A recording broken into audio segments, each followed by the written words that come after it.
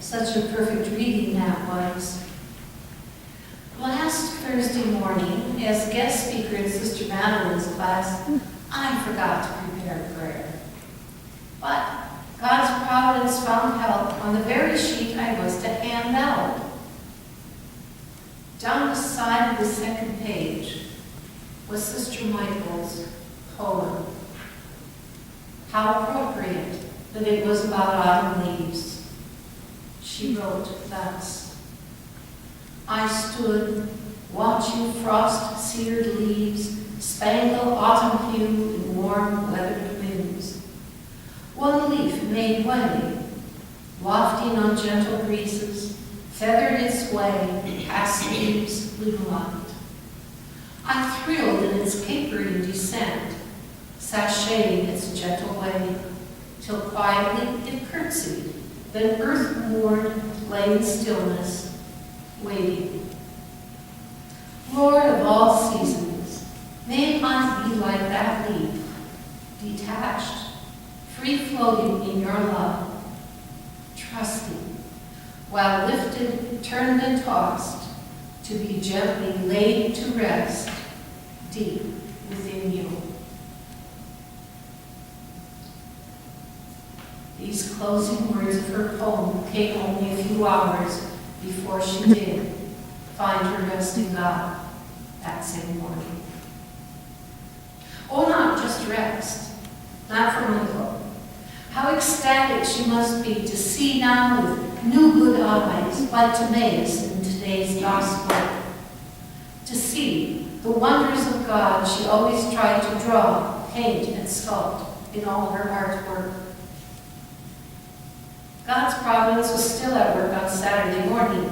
I set up the books for evening praise and had some moments to read the Sunday reflection and give us this day. There, Bishop Skilba of Milwaukee wrote thus: It is profoundly Catholic to treasure fine art. These objects, in some fragile fashion, reflect the overwhelming beauty of the God of the universe and the divine plan of cosmic redemption. How great her gift to us and to the Church, that the deep power of her contemplation and prayer worked through her imagination and hands into visual pieces of art and exquisite poetry. Sister Michael's person also proclaimed God in joy and in death, in her solitude and in her compassion for all, especially troubled children. I remember when I had her as an art teacher in junior high. She was the first sister I saw as a real and unique person, not just floating black and starched linen with a person-like entity inside. Her vibrancy, enthusiasm, and challenge to think, see, and feel differently when creating artwork evoked a longing in me to create more and always. She called us all to be fully human through this capacity, and she shone as fully human herself. Again, I experienced her as a teacher at Mary College, where she taught potential teachers to teach art to children. This was different. Adults somehow unlearn how to be freely creative, far too conscious of being judged and graded. It actually took more patience, compassion, and affirmation with college students than it did with younger students. Her compassion, patience, and much daring took her to India, where she had to work with potters who spoke a different language. She learned enough phrases to manage, but many cultural and environmental differences presented challenges that her hindsight spun into humorous stories, though sharing her residence with lizards and rats couldn't have been funny at the time. Her generosity bore fruit in greater productivity and quality of the village's pottery wares. How God graced her in these last years, when she could no longer stand at the easel nor see what she would want to do there. I can't imagine the pain of those losses, but she bore them with patience. Yet once in a while, even just a couple weeks ago, she would give creating visually one more try, as when I rounded up for her the gear for watercoloring. I'm sorry now I didn't trek back to see whether she yielded what she hoped. She enjoyed listening to tape books of varied types, religious and historical, her favorites. She enjoyed sharing her thoughts about them, both serious and humorous, especially over coffee. I've lost another coffee partner. She spent much time in prayer and contemplation, always her source of inspiration. Father James Barron says, "Perhaps the way to see God's reign in our midst is to look about with second sight, a different way of looking. It is a seeing that some blind people know with joy. And it is a seeing that eludes some with near perfect vision, because they have yet to see more deeply." Out of her seeing more deeply flowed her poetry about her memories of beauty in nature, her mirror of God's presence, as we heard Sirach write so wonderfully. And she had her memories of precious times with family whom she loved intensely, and with friends and community. Thanks to modern media, she shared those delightful pictures of little Jacob so recently, thanks to the thoughtfulness of her family. We shall miss her sense of delight. That is more perfect for her now. Her artworks and paint and poetry remain with us to treasure more dearly, and more so do we treasure her memory.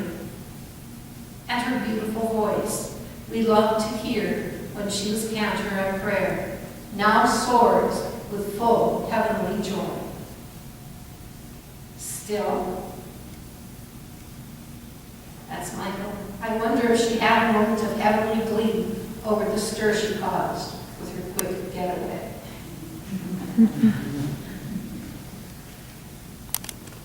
As we pray in this chapel, we are surrounded by walls of stone. And stones are a wonderful symbol for us women Benedictines, stability and strength. Each of the sisters has a stone with her name on it, and this is Sister Michael's stone. At this time, we place her stone with the stones of the sisters who have gone before her. Sister Michael now takes her place among the community of saints.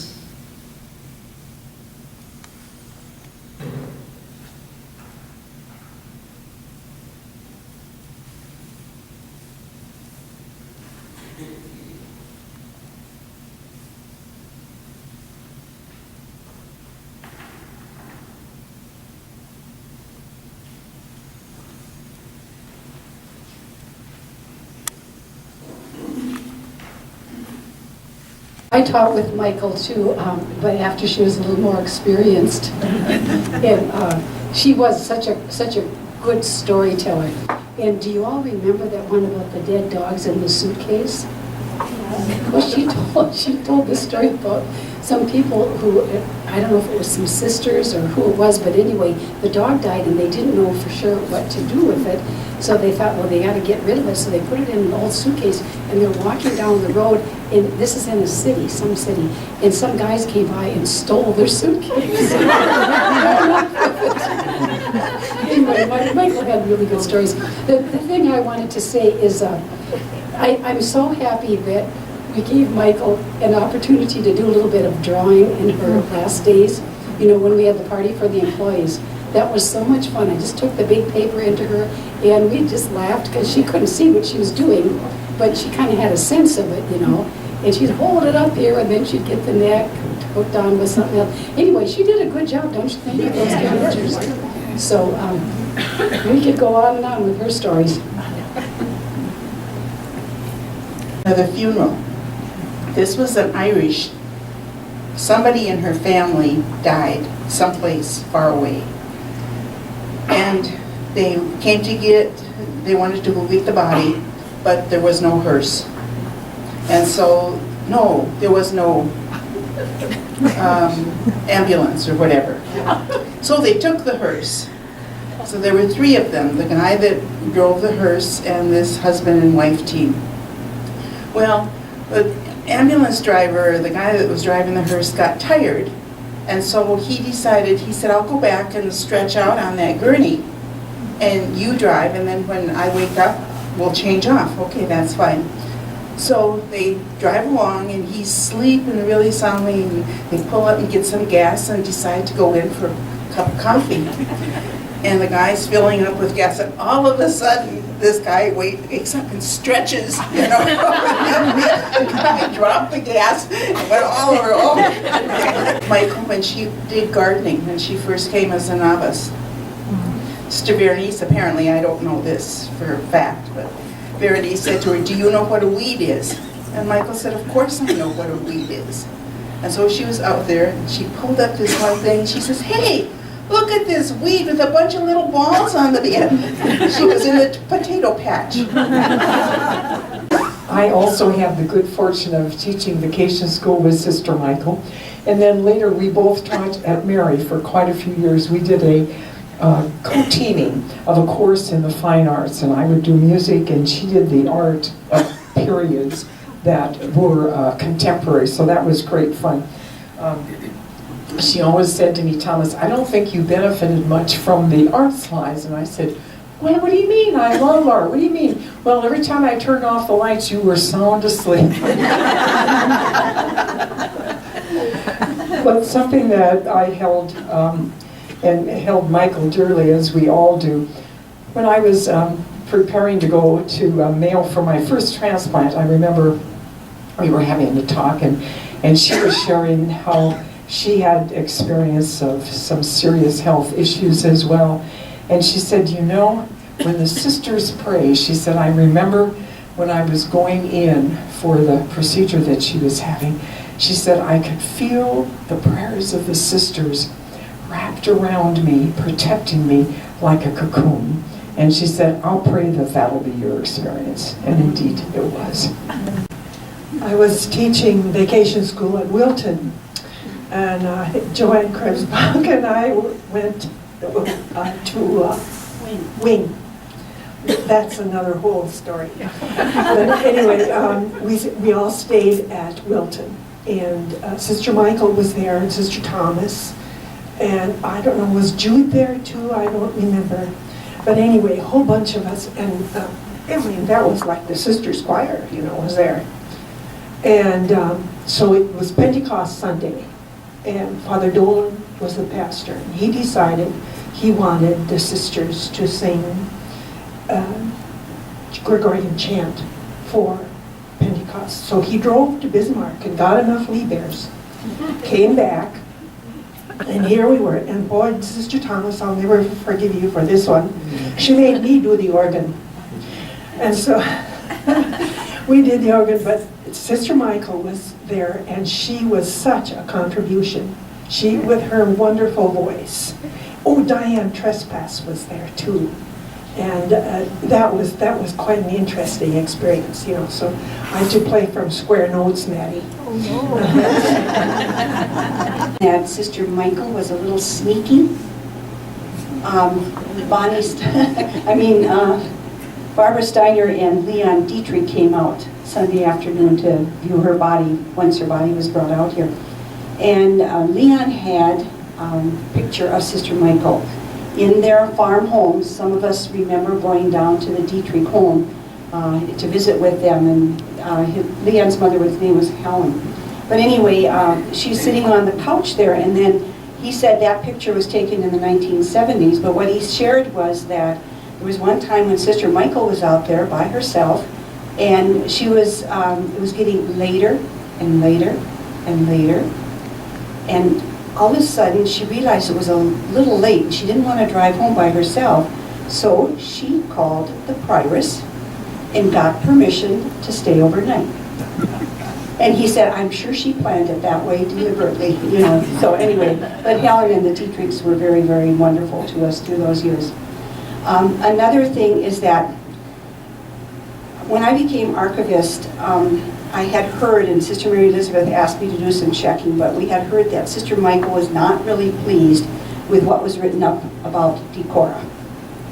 And so as a result of that, I checked for sure on the death date of Decorah and told Michael that that's when it was, because Michael was insisting it was at another time. But anyway, she wasn't quite satisfied with the write-up the way it was, and so I had Sister Edith did a wonderful job and rewrote that. And of course, Decorah's anniversary was October 24th here. And so Michael, one day at noon, Sister Edith, you remember that, we were sitting with her, and she spoke up and said, that was such a nice write-up of Decorah. And I tell you what, it went to the bottom of my heart. It just really made me feel good, and I know it made Edith feel good too. Because that always bothered me. I wanted her to be, satisfied and happy with what was written about Decorah. Anyway, so that, and then the other thing, I'm going to miss. I still have times, I do beverages 3 nights a week, but I still have time where I want to put a tea bag on the table for Sister Helen Killingstead. I was so used to all these years here of doing that. And I think about that sometimes as I'm getting those tea bags around to people. And I always would ask Sister Michael, would you like coffee tonight or do you want tea? And I found myself wanting to do that tonight. Michael, when I taught at Cathedral, and I wasn't a sister, and we had huge classes. I had 4th grade across from her 5th grade. And I was scared stiff to try watercolor with all these kids.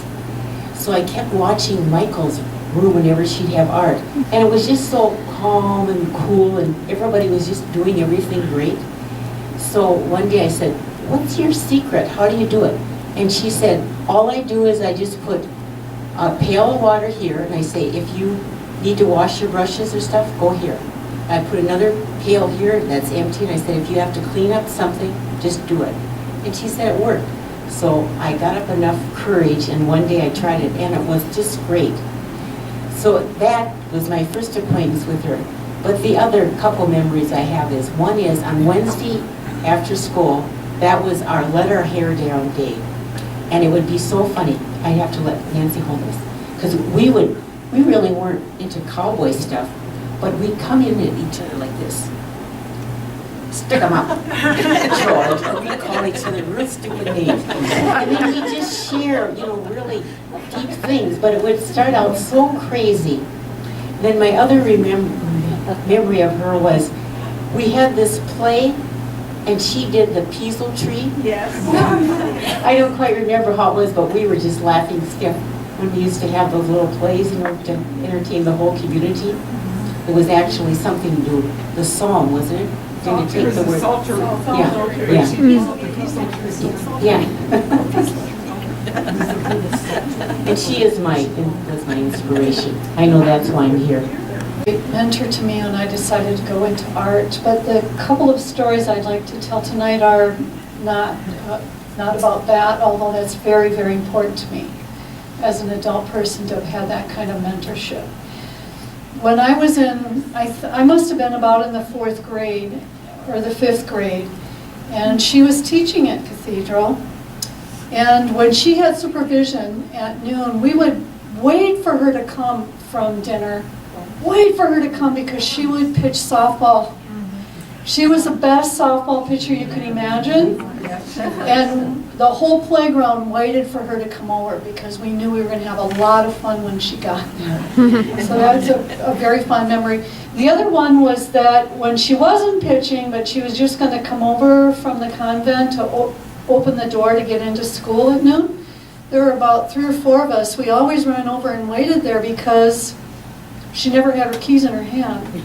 And then she would go someplace mysterious. I thought she had pockets, like immense huge pockets that she'd pull out an apple, and then she'd pull out a part of a newspaper, and then she'd pull out her hanky, and then eventually she'd find the key and open the door. But every day was an adventure to see all the stuff she had in her pocket and how could anyone have that big a pocket to have all that stuff in?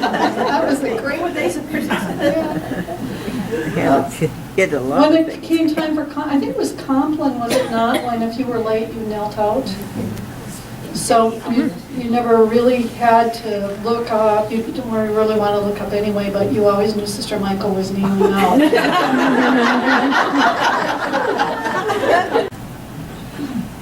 I will share something partly on behalf of Sister Margaret. If you recall, I think it was it her jubilee or profession? She did gestures for the responsorial psalm in the Our Lady of the Annunciation Chapel up in the sanctuary with her polka dotted dress. And Sister Michael sang the verses to Psalm 16 with that antiphon we use, "You are my inheritance, O Lord." And, you know, Michael does a beautiful job, and I was the organist, so I practiced with Michael. And I recall Sister Reinhardt's saying in tears what a powerful experience it was to see Margaret express herself in gesture. And she did a beautiful job. So Margaret and Michael together did a beautiful job.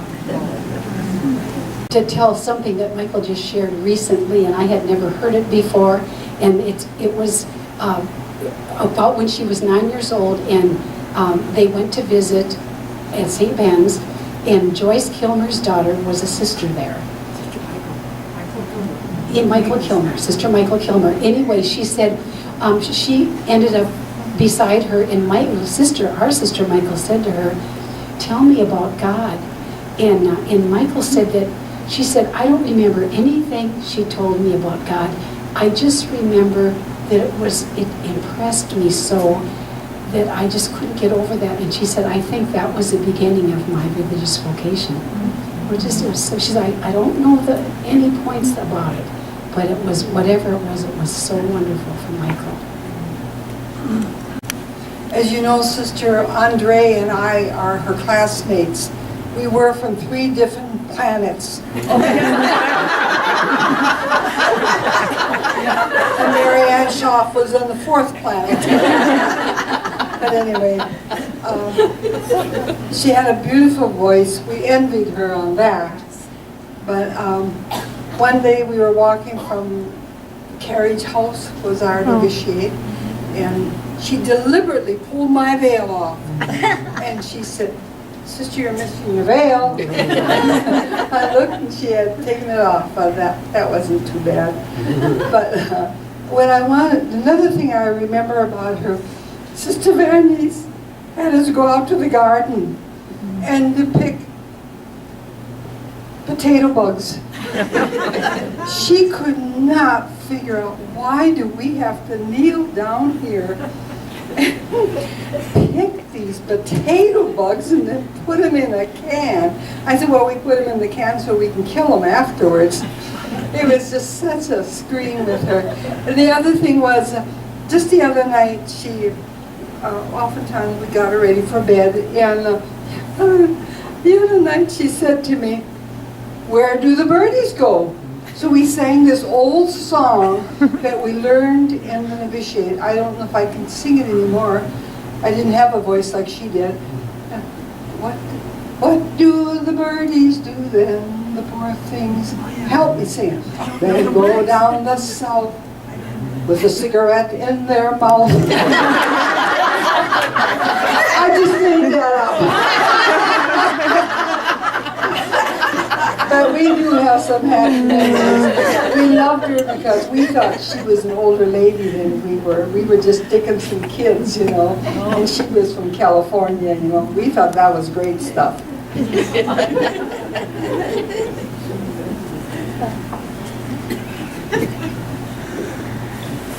Sister Thomas talked about the art course that she and Sister Michael taught together. It was called, I think, Art Appreciation or something like that.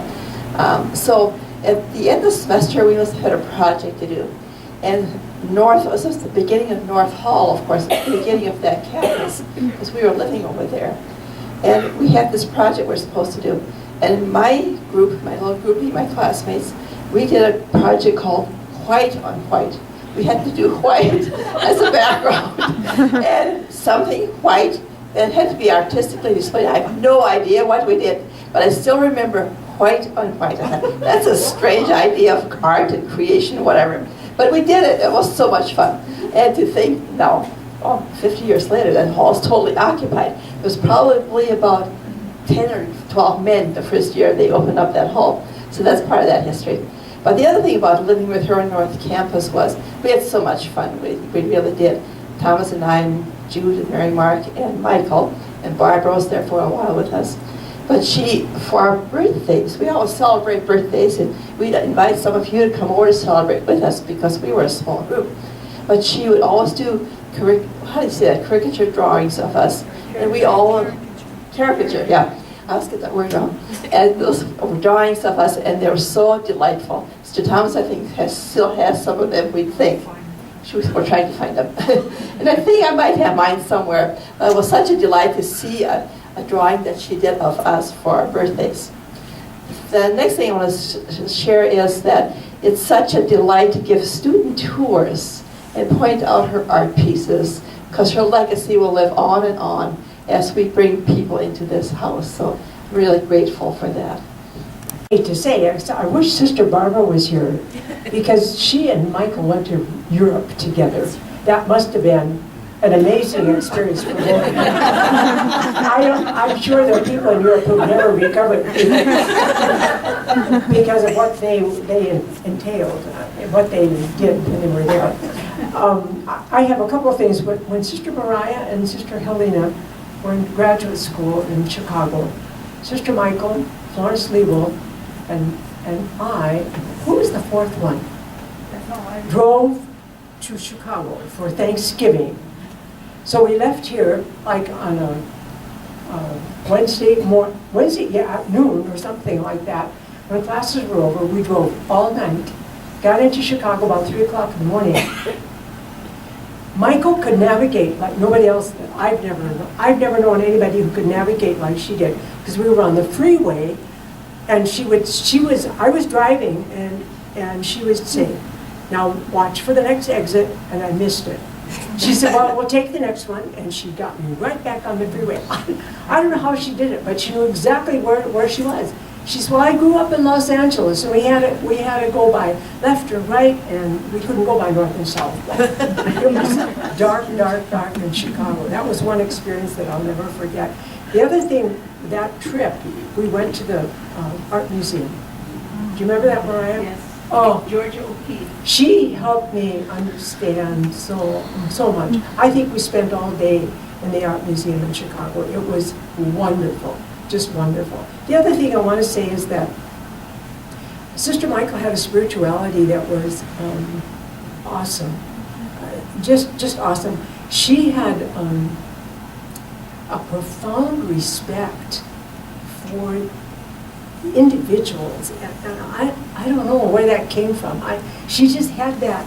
It was innate in her. She had a respect for the other person that was all I can say. It was awesome, just awesome.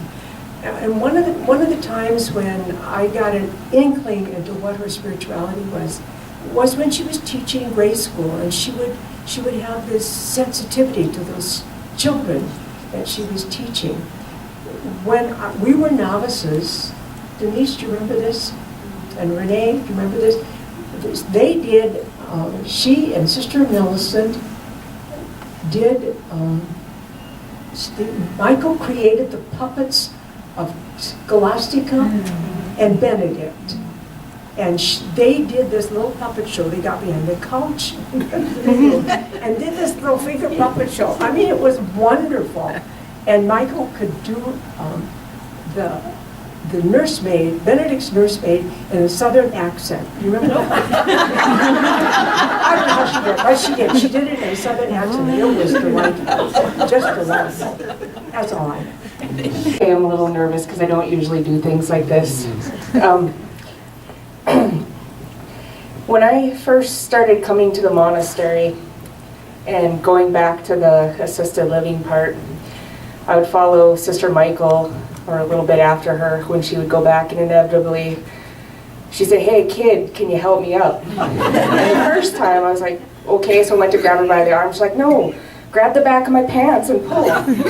So get her up, and I'd go in her room, and the one thing I really appreciated about Sister Michael is she found out that I was part Native American, and in the Sea of Germans here, it was kind of nice to have somebody to talk to about my Native American heritage, and she always wanted to talk to me about it.